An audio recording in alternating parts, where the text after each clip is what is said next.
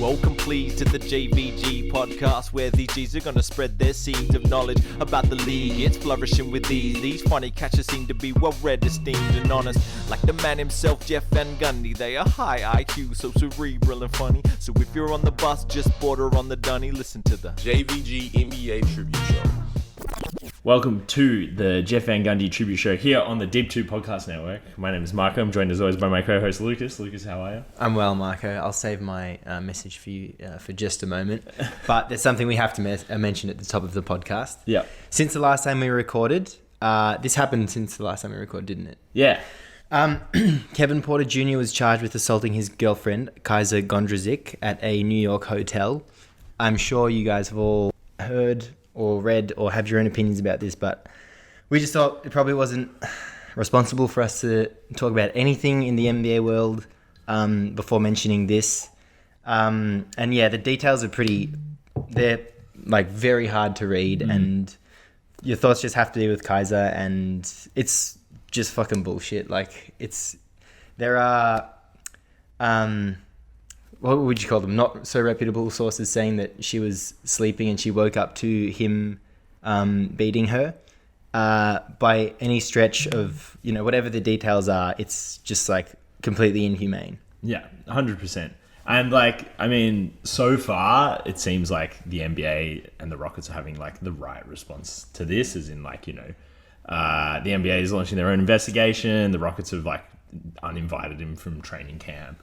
And everything, but this is the conversation we were having in the weeks after Miles Bridges assaulted his partner and mother of his children. And what happened with him? He's now going to play for the Charlotte Hornets this year. He sat out for a year while he was being investigated. He pled no contest to an assault charge, which means you're like, okay, cool, I'm convicted of an assault charge, but I'm not admitting guilt. That's like being like, yeah, I did it. Right?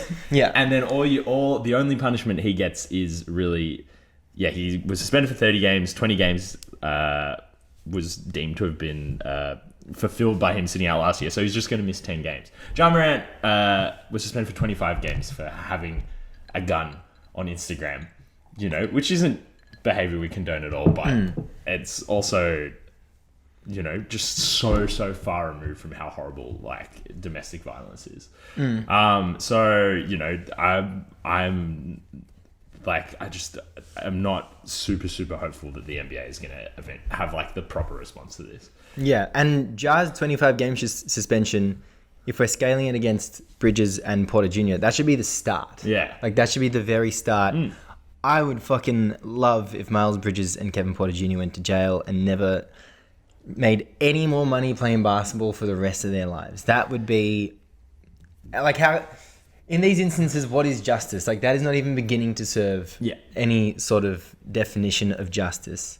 And I brought up Bridges' total punishment is no jail time, 3-year probation, 52 weeks domestic violence counseling, 52 weeks parenting classes, 100 hours community service, weekly drug tests, no guns or any ammunition, $300 restitution fine, $500 domestic violence fine, obey a 10-year protective order, and a 1-yard restraining order from his now ex. And then let's call it a 10-game suspension for the NBA, which is the minimum served when you plead no contest. Yeah. And the photos from that were harrowing. Yeah. He was seconds away from killing her. And a fact that I forgot was that he did it in front of their kids as well. I remember, at the time, but I blanked that from my memory since then. It's really nothing. For what he did, how is that fair? Yeah.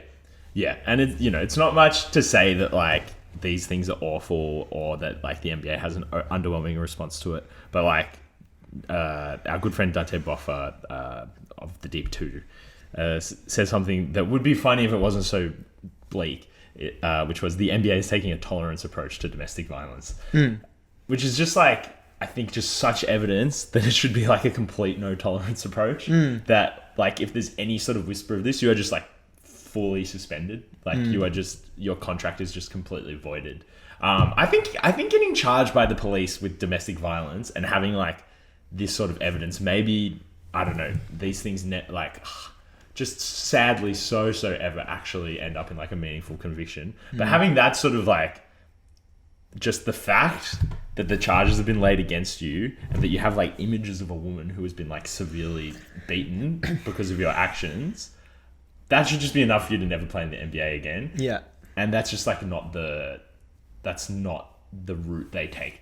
You know, that's not the approach they take to domestic violence at the moment. They treat it like any other crime, like a drug-related charge, or like, although like Tyreek Evans got a fucking 3 season suspension for doing blow probably. So yeah, pretty grim. Yeah.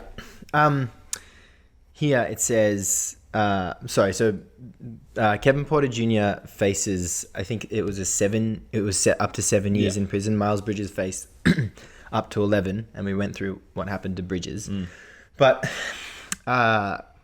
his lawyer was asking the Manhattan District Attorney's Office to drop second-degree assault charges after it agreed Porter didn't break his girlfriend's neck during an alleged hotel beating. Like, that's where we are. Yeah. We're at the point where it's like, can we drop this charge because it didn't get that far? Yeah, it didn't break her neck. Yeah, and you know, it's also she ran into the hallway of the hotel and she was covered in blood. Like, what? Like, this guy? Like, how? This is a criminal. How is this guy can't play basketball again? Yeah. He can't be celebrated. He can't play for a franchise in a league, in a corporation that's so like part of America's everyday life and bleeds into so much of their culture. Like, there's no how this guy cannot work for them anymore. Yeah, and like, we've got Miles Bridges. Miles Bridges is going to be in the league for as long, probably until he, you know, is in his early 30s. Yeah. Like, I don't think he's ever going to see further punishment or further consequences from what happened. Maybe he didn't get his $100 million fucking contract, but like, how is that punishment for what he did? And I just find it so cynical that you know, teams are like looking to trade for Kevin Porter Jr.'s contract because, you know, they'll be like, oh, well, maybe we'll get the money off our books, or maybe we'll get this, or maybe we can get this from Houston because we agree to take his contract or whatever. It's like, just that is just such a bad conversation to be having around something like this. Just wipe his money off the books and like be done with it, you know? Yeah. Should we take a quick sting and then come back to the rest of the episode? Yeah, we'll take a quick break and we'll be right back. You know, loves just talking about the league, certain things like that. Okay, now we're back. First episode of JVG on the Deep 2 Podcast Network's feed. Speaking of feeds, every time we figured out, every time Marco and I recorded back on our own feed, we would only eat food we bought. And, you know, long-time listeners will be like, oh, you guys fucking would always complain about eating before the pod. And it was for good reason. We'd eat like fried fatty food and feel tired. As you do. But then... It's a cheat day. But then we just had a delicious how do you spell it? Ragu. A ragu made by Marco. And as you said, we've never had an episode on the Deep 2 Podcast Network where we haven't cooked. Yeah, we haven't had a home-cooked meal before we recorded. Delicious, by the way. And the results speak for themselves, don't they? Yeah. Just a very, very quick aside. If you haven't, if you're not up to date with everything that's happening with the Deep 2 Podcast Network, that means you haven't listened to the latest episode of the Deep 2 NBA podcast. Mm-hmm. So just scroll down a little bit on your podcast episode, listen to that. They do a great overview of what's happening with the network. If you're not already across it. Okay, you're back. Great. Fantastic. Marco's not capping, by the way. I listened to it today and it was like perfect rundown. I reckon in and out by the 8th minute, and they didn't start giving us the rundown until maybe the 3rd minute. So that's 5 minutes. Get all the details out there. They represented all of us quite well, I'd say. Yeah. Marco, happy birthday. Hey, thank you. So as you know, you like anagrams. Love them. And for anyone that doesn't know, Marco Holden is an anagram of Cold Hen Omar or Omar Cold Hen, depending on which way you want to do it. But for your birthday, I'd like to gift you 3 letters. For your birthday, I'd like to gift you a bus. That's a B, a U, and an S. 3 11-letter words you can make as an anagram out of Marco Holden. And then one of B, U, or S. Bachelor Dom. Oh, nice. Coromandels. Which means... We'll get to that. And homonuclear. Homonuclear. Yeah. Fuck, that's a good one. Yeah. I feel like I'm homonuclear. You are. And going on, working back from that, 10-letter words you can get Coromandel. Coromandel. Okay. And that's without any additional letters. Oh, that's without the U. Yeah, that's without the S. So Coromandel, I also didn't know what it was. So I went to my trusty friend Google and hit in Coromandel to phone. It is a fine-grained greyish-brown ebony streaked with black used in furniture. Really? Yep. It's What? Also the Sri Lankan tree that yields Coromandel ebony. No fucking shit. And, and apparently it's an adjective as well. But... Oh, like it's a Coromandel wood or something like that. Yeah. Whoa. Wow, that's really cool. I've never heard of this at all. Yeah. Do you think it speaks to my nature and my character? You're, like... You think I'm Coromandula? I would say from those that definition of those well, I guess it doesn't really say dark wood, and I would make the connection from dark wood to warmth. Yeah, right. I think well, it you're says a warm- ebony, doesn't it? Yeah, true. Ebony and ivory. Ebony, but also greyish brown. Yeah, That's not really right. given like a deep dark warm. So maybe it's just the complete opposite of what you are. Was it another? Wait. Okay. Here, I'm making a connection here. Just stay with me. No, never mind. I'm gonna abandon it. I thought Prince was a Virgo, and then I was gonna be like, Prince. He was the ebony and ivory, Oh, there you go. but he's not. He's not a I Virgo. think he's famously a Gemini or something like that. He's the only gem in my eye. Yeah. He is. He's a Gemini. He's a famous Gemini. How cool, how crazy, the Mount Rushmore of Virgos. For me, for you potentially as Yeah. well. You, Johnny, Olympia, my mum. That's so good. How are you going to beat that? It's pretty good. Me at the 5, who's beating me? Small ball. And one more thing from that anagram game just from before. Something I found funny was, you know how they have like how Google sometimes has questions? Yeah. Like, And they get like more and more unrelated to the topic as you go. Yeah. Yeah. One of them was, what is Alan an anagram for? There's only one answer to that. Yeah, well actually that was 2. Lana. 3. What was the... Nala apparently is a word. So like kind of every arrangement of those letters is a different word. Yeah, Nala. Not lan or nal. Nan, but that's Nan. No, that's a different letter. Nala. Define. Nala. And we all know what the third one is. Okay, well that's the end of our birthday game. Well, thanks, man. That really means a lot to me. And, No, it's let's keep the tradition going. That's all I'm saying. Yeah. We always seem to be recording a day before, after, or of the day of each of our birthdays. Yeah. Do you think that's just one of those things that because we've only been recording for 3 years and it's just been like... That makes sense. Yeah. Are we one of those people that have our birthdays on the same day? Oh, do you think so? No, we aren't. No? I'm Thursday. So this year will probably be sorry, for this year I'm Thursday. Oh, we're quite far apart. Yeah, but it makes Which also plays sense. into what you're saying. Like, But this year would be probably the first year where it would be very responsible to have a birthday edition for me. because the episode would come out the day before your birthday, Which means we record it 6 days after. or 2 days earlier. And both of those... Both of those answers were wrong. I love yoga as much as the next guy, but that's too much of a stretch. Oh, well, speaking of stretches, Yes. it's good to stretch the legs after an off season off, if Yeah. you will. Our first off season off.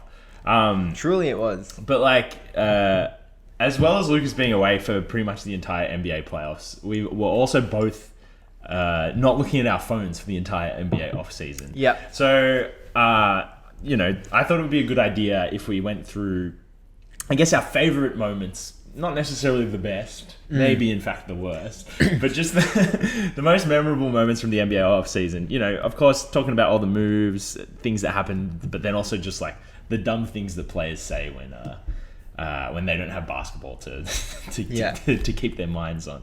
Yeah. Well, do you want to go first? Because this was your idea, and I thought it was a great idea. The only amendment I like to make is, I think it's more our favourite moments since the off-season has started in the basketball world, rather than off-season moments. Because some of these are not NBA related. Yeah, 100%. As you were. But, you know, anything to do that's not to do with a game of NBA being played, basically. Well, why don't we start with one that we both have on our list, which I'm calling the Chris Paul trade. And you're calling the Bradley Beal trade. Because that was like... That was like a huge move that had to do with your basketball team, the Washington Wizards, that we haven't discussed on air. Oh, true. At all. Yeah. Wow, my team, Sean's team, Dante's team. Yeah. Oh no, sorry, the Nuggets weren't involved. Cop that. Wait, Dante goes for the Nuggets. Then who's driving the car? If this is your first time on the show. So I'm not going to recap the trade because it was so long ago and we all know what it is. But how happy are you to have Bradley Beal off the Washington Wizards? I'm very, very happy to have Beal off the Wizards. He's a great scorer. He's a pretty good playmaker, especially for an off guard. And he is good at playing with good players.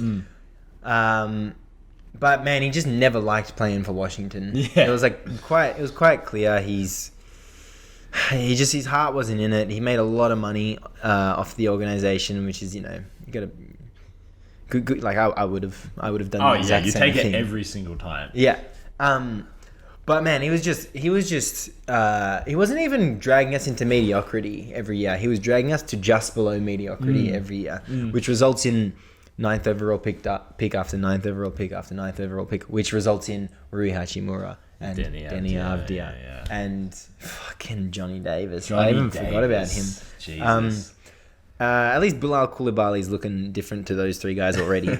But it just feels good. It feels like we were just waiting to get rid of him for years. Like, years. Yeah. And now we've done it, and now it's like, oh, okay, we can actually take a next step. Because there was never a next step with Beal. No.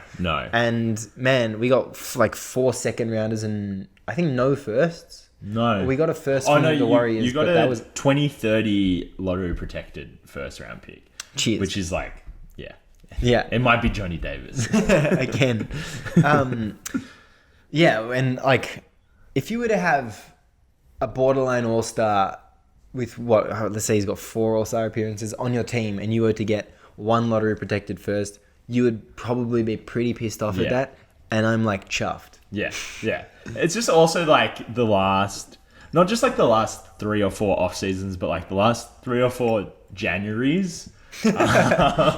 Like the second transfer window. You've, like, made... Yeah, exactly right. You've, like, had an opportunity to, like, go more towards a tank, and, like, you've always just, like, steered slightly back towards below mediocrity, like you were thinking, like the Porzingis trade, like that was just going to make you too good to be bad. Like, now you've shed both of them, but as you're saying, particularly Beal, like I genuinely think you'll be the worst team in the league this year. You reckon? I genuinely think I need to get up some odds. And like I mean that as a compliment. Like although like your roster, it's really weird. It has like a lot of good basketball players on it, but none of them are really good enough to win enough games. Yeah. And I think that pretty much every other team in the league is trying to win this year. Like all of those Western Conference bottom dwellers have decided this is the season they're going for it. Like the Spurs have Wemby, OKC are good. The Orlando Magic and Detroit Pistons are both going to try and win games and might like actually achieve that. And then there's just going to be no incentive for Washington to do anything but be the worst team in the league. Yeah. Like Jordan Poole and Kyle Kuzma will get shut down if they're like keeping you around 400. Around 400. Yeah. That like we've got good players, not great, has just been the case for us for years now. And we just had this. There was just this illusion from the outside looking in that Beal was not one of those. This is a bit harsh. He was the best player on the team clearly, but he his foot was out the door, and like Yeah. he was like he just played to the level of the competition around him.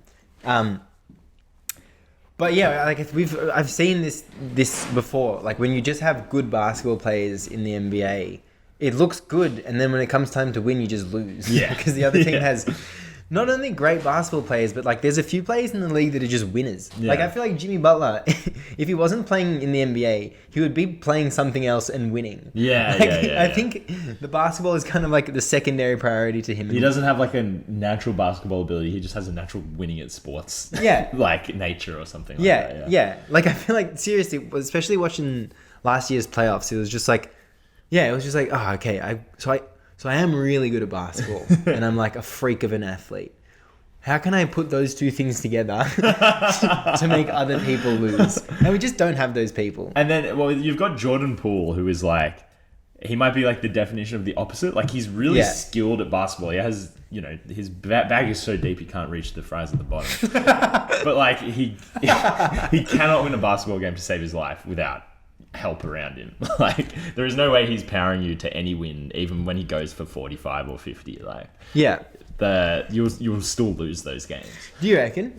I mean, If JP gets 52, I think you'll win 50% of the games he gets 40 plus. do you think he'll get to have a 50-point game? I think he could easily have a 50-point game. I think he'll have a 50-point game. Because, I like- think Kuz will have like 42 Yeah. plus games. But Kuz could have like an 8-point, 15 rebound game where JP takes 35 shots. Like, Yeah, I don't mind that. yeah, no, 100%.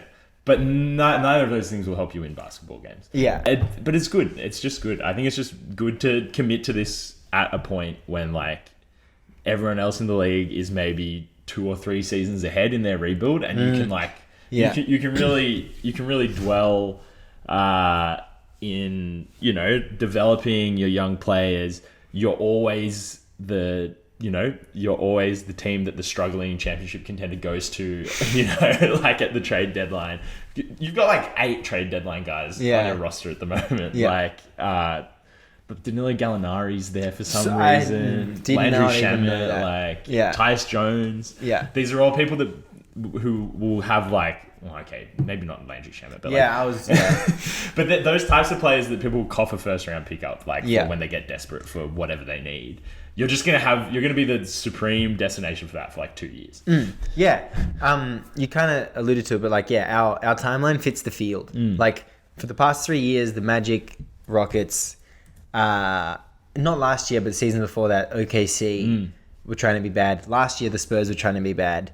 And now I think we're the only one competing to be bad. Yeah. And it's like one of those things, like I would love if Kuzma stayed, and I would love if we got like a good couple of picks for him. I would love if JP stayed. I would love if we got a good couple of picks for him. I hope Kispert's the starter for one of the wing positions. Oh, he's got to be. He's got to be. I hope Koulibaly's getting like 28 minutes a game. Maybe Denny Avdia is one of those guys we trade at the trade deadline. I saw someone talking about Johnny Davis getting, like, this will be the season he can get a chance. You got some nerve saying or thinking that. He seriously does not belong in an NBA court. No, That might change, but it hasn't. But he needs to make the leap to like being considered to be on the floor before Yeah. he like makes the leap while he's on the floor. Yeah. There's a couple leaps before the fall. You know? Yeah. Yeah. If you catch my drift. Yeah. Well, what do you like about this trade? Well, I like it for the Wizards from that regard, but I actually I like Chris Paul to the Warriors for 2 reasons. Like for an actual reason where it's like, okay, if this is what the Warriors are going to do, they're going to try and win another championship. I think he genuinely helps that. Yeah. And I think getting off Jordan Poole's money is so good. Yeah. He's obviously lost a lot of, you know, he's not the player he once was, but the role that he's going to have to play in the Warriors, even if he is starting, is just going to be like the most reduced role he's had to play in his career. And he's going to thrive at it. Like, him and Curry on the floor could be fucking bonkers. Yeah. If like all he's doing is like looking to get the ball to Curry. And I think he's still like a pretty good defender as well. And like there was some pretty shit perimeter defense from the Warriors last season. But then I just love it for an unserious reason because Sean Carroll has to have Chris Paul on his team.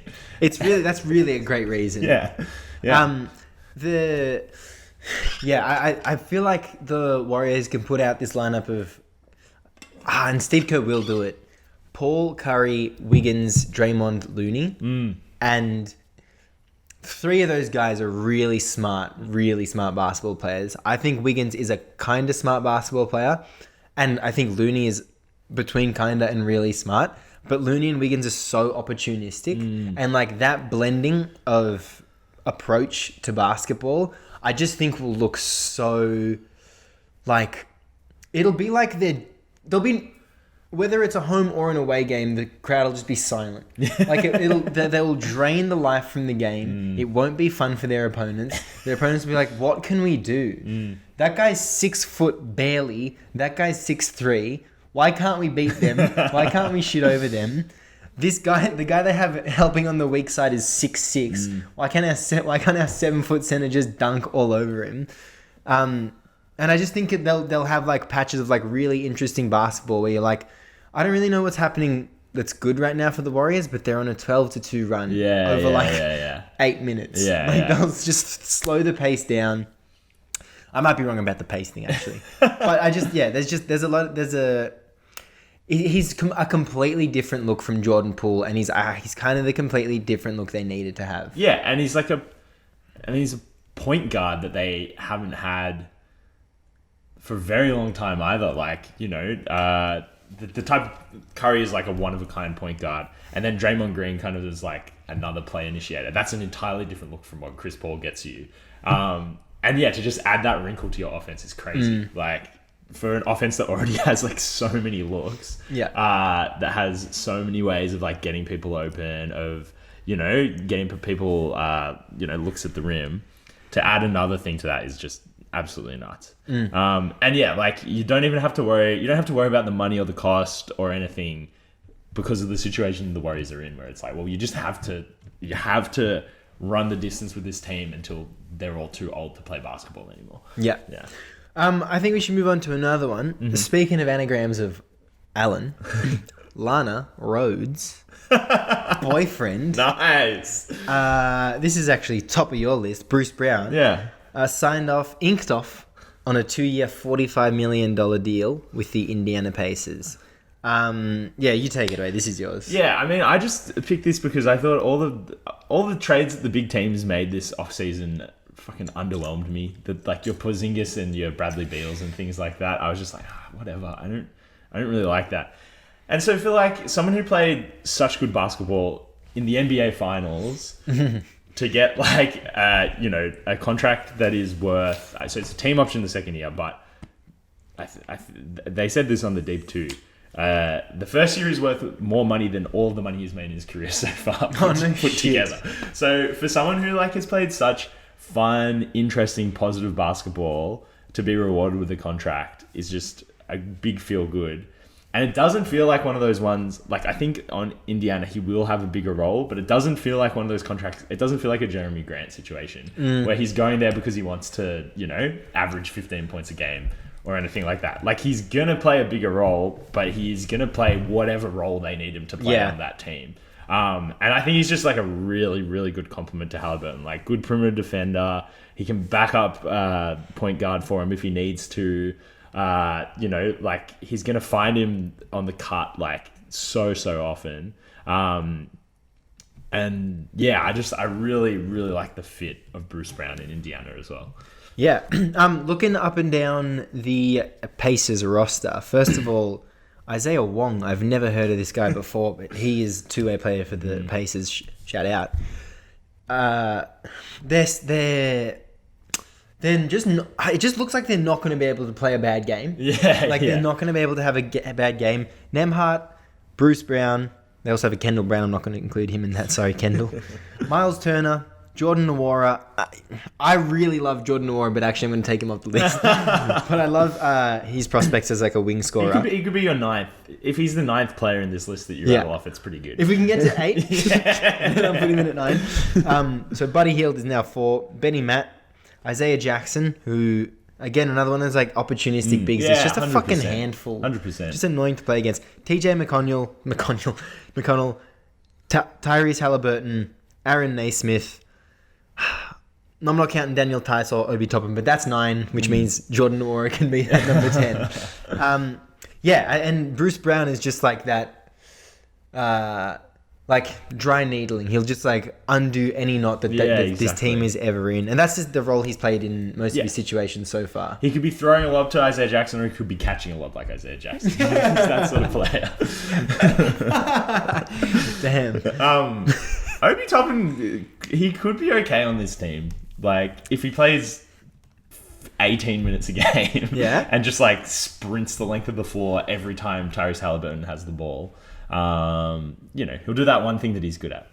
What? Catching transition lobs. Catching transition lobs. I mean, you do bring in a guy who had 7.5 points, 3 boards, 1 assist last year. 44 and 34 that's splits. Serious. That's serious stuff. Yeah, but he was getting minutes with Tibbs, which is always something that kind of like... Yeah. It's something I always keep note of. Yeah. Like, regardless of You're how... under 23 and he gave you 20 minutes a game. Like, regardless of, like, how good I think you are, that's... I don't know. Maybe I'm just, like, dated in that thinking. And, like, he kind of earned them as well. Like, he didn't get minutes at first. And last season he was getting minutes. He didn't... he just doesn't look very good when he plays basketball. Though. Yeah, that part. Yeah. Like that fucking Schoolboy Q song. Yeah. It's ultimate eye test, and then, 7 points and 3 rebounds. Also, it doesn't help. Yeah. But congratulations to Bruce Brown on the bag. Really, honestly, I feel so good for him. Yeah, 100%. He's one of my favourite players. Should we move on to one of yours? Yeah. Well, we did Beal's Gone, thank fuck. So, since... I think the end of the NBA Finals, in which the Denver Nuggets won and Nikola Jokic won Finals MVP, I just feel like over time, just slowly and slowly, I feel like Jokic is just unanimously better than Embiid and by a noticeable margin. And like, at this point, surely 0 people in the world think Embiid's better than Jokic. And it's like, fucking congratulations, welcome to 3 years ago and every single day since then. But it's just like, at this point, it's unarguable. He's so much better at every part of basketball. Maybe not blocks, but like, he comes up to the level of the screen. He isn't afraid of defending out on the perimeter. He might get made to look like a fool, but he's out there. Yeah. And positionally, he's a great defender. It's just athleticism around the rim. And it's like, really, is that going to tilt the... Go on. And well, 100%. And like in the Boston Philly series, Embiid had some games where it was like, oh my god, he's such a good rim protector, and I was like this should just be what he regularly does. Like the one thing that he has on Jokic is the thing that he just he doesn't commit to doing. Like he could be like an elite, one of the best defensive centers in the NBA, but he's so fucking focused on getting his shot and doing press conferences about how he should be MVP. That, like, when he has a good defensive game, you have to remember that. Whereas Jokic just like very quietly anchors the defense as like an okay unathletic center, you know, and you're not surprised by what he does because it's kind of so seamless. But I feel like that's besides the point, because Jokic is just so much better than him. He's just so much better than him. Look at the state of their 2 franchises. I know there's a lot more that goes into what makes a franchise good, but like Philly are on their second I'm literally not going to play for you player in about 2 years. Nobody actually really wants to play with Embiid. Like, he's not like attracting, kind of like sneaky good role players. Everyone who goes and plays with Jokic just gets a $45 million contract the next year. Like, they look so much better next to him. So reading the tea leaves, and we'll get onto that James Harden thing in a sec. But Rajon Tucker went on Annalie Maley's podcast maybe a year ago at this point. But he was talking about his experience in the NBA. He had a few stops. I think he had 3 stops, and they were Philadelphia, Milwaukee, and Denver. And this was all within the last 6 years. So when the teams were really good. Yeah. And she asked him about that experience. And he said, and she was like, well, the question was along the lines of, or the conversation was along the lines of, what is it to play like with a superstar that's like as good as Jokic? And Rajon Tucker was like, oh man, like playing with Jokic, you just like, he really picks you up. He cares about everyone on the team, et cetera, et cetera. And he was talking about like, he really brings up the baseline of the team and you just feel like a family. And then he's like, And then there are some other superstars where you know it's their team. And, you know, you just have to accept that. And, you know, when you're a guy on the end of the roster, you just kind of learn off that. And now I'm fucking pretty confident that wasn't about Giannis. Yeah. Which leaves one guy. I'm going to wikipedia.com and I'm figuring out which team it was. I think it was Joel Embiid. But yes, that leads on to Marco. James Harden repeatedly saying... So, God, it's just so funny. James Harden at an Adidas media event in China after he'd requested a trade and, you know... the whole nine, the whole kit and caboodle. Yeah, and it very quickly became evident that one, it wasn't going to happen, and two, nobody really wanted him. It repeatedly said to a room full of teenagers, Daryl Morey is a liar and will never be a part of an organization that he's a part of. Yeah. I just, like, off the bat, James Harden, that is not true. Yeah. You had 8 years with him. You've had 8 years with him up until this point. So that, you need to reword that statement. It's more than 8 years, isn't it? Like, I reckon Houston what? 2012. Two years in Philly with him. Oh. Yeah. Or 1.5 at least. But wait, how That's many? a long time. But Daryl Morey left Houston in 20. Oh yeah, it would have been more than 8 years. Anyway, that's not the main point here. That was great. That was so good to watch. Just so much drama, man. Man, this guy fucking loves drama. Yeah, James Harden. Yeah. What the heck is going on? Bro, you're like not that good anymore. Sorry, you're not that good anymore. No. You're great, but you're not like that good There's anymore. a reason you didn't get the extension that you were promised. It's You were because wink. You didn't deserve it. Yeah. But yeah, it's just, I think we will see for at least the first 2 or 3 months of the season, just every stop be pulled out by James Harden to try and get himself traded from the Philadelphia 76ers. But it's funny that he went this funny straight away. Yeah. Like he went such like dramatic, performative, scorched earth, like immediately. Yeah. It's like if someone, that guy that went on Hot Ones and did the hottest one first. Yeah. And now he just has to work his way back from there. And it's like, hang on, so it's actually kind of getting better for us. Yeah. Yeah. That guy fucked his shit up. Yeah. Speaking of James Harden, same deal. So now he's forced his way out of Houston and Brooklyn. Yeah. And now third attempt with the Philadelphia 76ers. I don't know if you're another team looking at that being like, this is our guy. No. Yeah, I think you're actually the complete opposite of that. I think like the Los Angeles Clippers, who I think have had pretty bad star radar, maybe the worst in the league in recent years. You know, Paul George and Kawhi Leonard, okay, there's injuries there, so that's like bad in one way. But then you got your Russell Westbrooks, your John Walls, like the fact that they looked at you and you've been like by far a more accomplished basketball man, they're like, no, we don't want that smoke for any price. Yeah. That's pretty bad. No one else in the league is going to want you. I can't think of another destination for him. Like, no, neither. You know, neither. Unless he's part of like some Dame trade where then Portland reroutes him to who? Like, but you're right. The final destination. Who is that? Yeah, exactly right. Yeah. Well, I think I'm happy that I'm an Embiid hater for sure. I like watching him play. Yeah. But I don't know. He's kind of, bro. They had fucking Jimmy Butler. They've had such a good roster for the past few years. Oh man, no.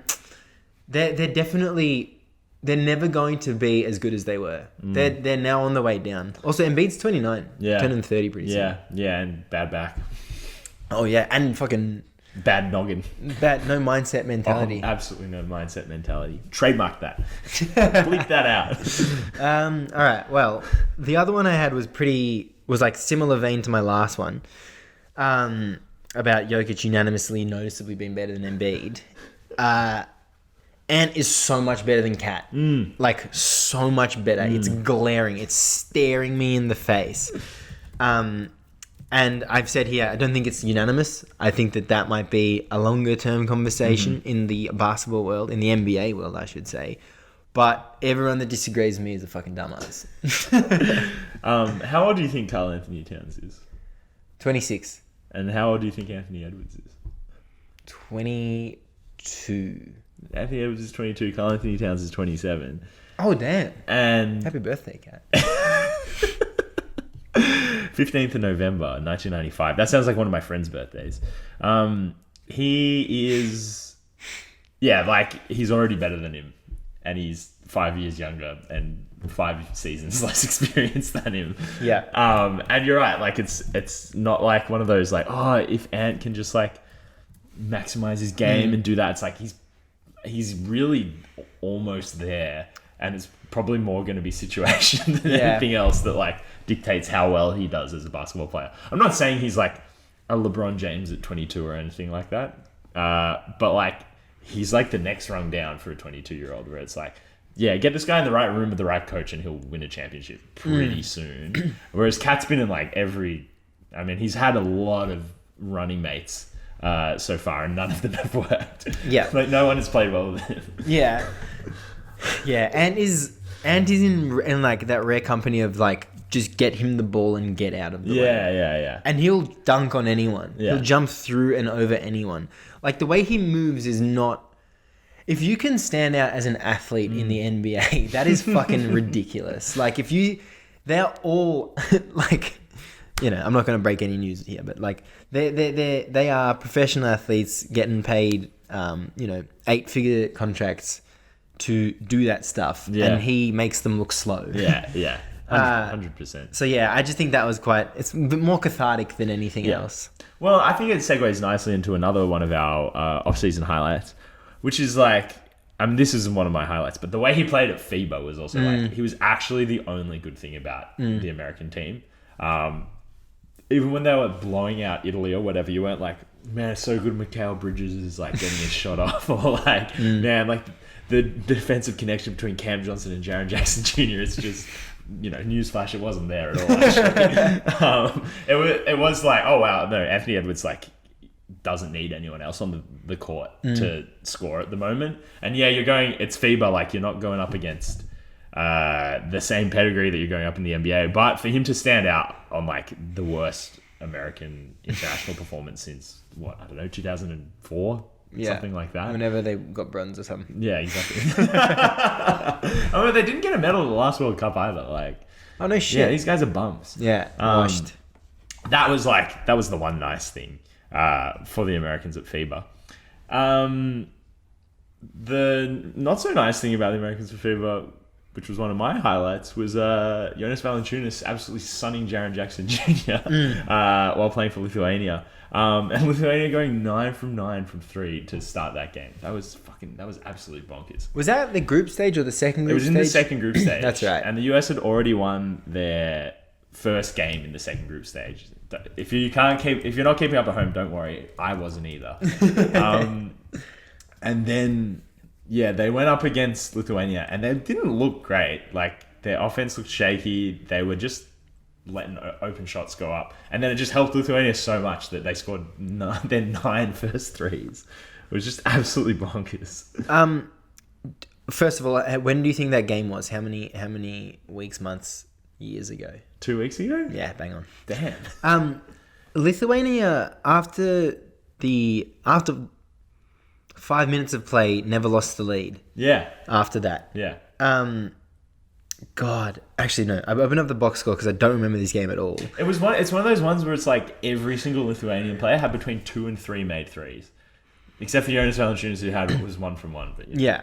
And like so many of them, like everyone that hit the scoreboard hit it more than once, except for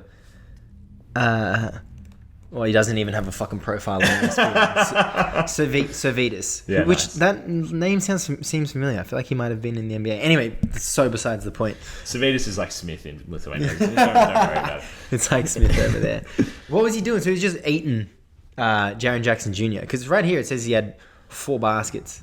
JV. Yeah. Oh yeah, no, he was just like he got a block on him, which was just so nice. Yeah. JV never gets blocks, especially not on bigs. And then he immediately went down the other end and then just did the most classic JV pump fake jab step and got Triple J to bite on it, and then went to the line and did one of these ones. Yeah. Did one of these big flexes. Yeah. And it's like, man, why can't you play like this when you play for the Pelicans?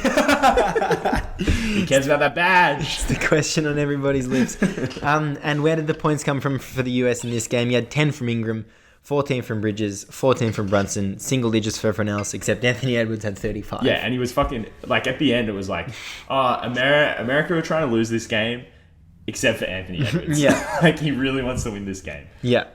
Well, I think I'm going to move on to a low light, which is at the FIBA World Cup. The men's. Rondé Hollis-Jefferson. Oh my god, yeah. Emerging as a sleeper hit for most cringe Kobe disciple. So this is obviously Tatum and Booker have been trying to. It's been like, what are we? We're on like round. As if this was a boxing fight, round 5. Yeah. And all the first 4 rounds are like 10-9s. Yeah. Going either way. Just like, no, bro, you don't even get it. I actually am Kobe. And then Booker being like, no, dude, I'm Kobe. And them just doing that back and forth. Really, really just ruining their image. I think Tatum's winning, but yeah. I think Tatum is winning, yeah. After sending a photo to his fucking mobile number 3 years after he died. And yeah, Rondé Hollis-Jefferson might not be the worst in terms of like body of work, but like genuinely trying to look like Kobe on a basketball court. It was so weird. It was bizarre. It was one of the weirdest things I've ever seen in my life. Like he like uploaded his like shot package to his body or something. Genuinely. Like that. And even like those celebrations where he'd like one fist celebrate. It was seriously not something I was prepared to see. Yeah. And if I was going to see it from someone, I was not prepared to see it from Rondé Hollis-Jefferson. Well, I think it was particularly funny because he'd had those 2 games where like he'd been doing the Kobe impression and he was hitting every shot as well. And it was like, damn. And then we watched him against Egypt, I think it was, at the Conte's, No, I know where it Conte's was. beach house in Bleep on the Mornington Peninsula. We watched Jordan, Cape Verde. Oh. Yes, that's right. Was that the game? Was that them? Is that the moon? Wait, oh shit. What were the 2 other teams we saw? We saw Japan. Someone. I thought we saw Jordan Egypt. Maybe that was a different night. Maybe. Anyway, I watched a lot of bad FIBA games. I didn't watch any of the good ones. Yeah, I agree. But so it was even more jarring seeing him doing it and then like the shots not falling. And like he would keep doing it. He'd keep being like isoing someone and then like pulling up for a deep midi, you know, hanging in the air for way too long, and then it would just completely brick and it would be like, oh, why are you still doing this? Was it Mexico? Oh, it might have been Mexico. That Mexico game was good though. The Mexico team? Yeah. Yeah. Like they were so much fun to watch. Jordan stayed in it, didn't they? Yeah, they did.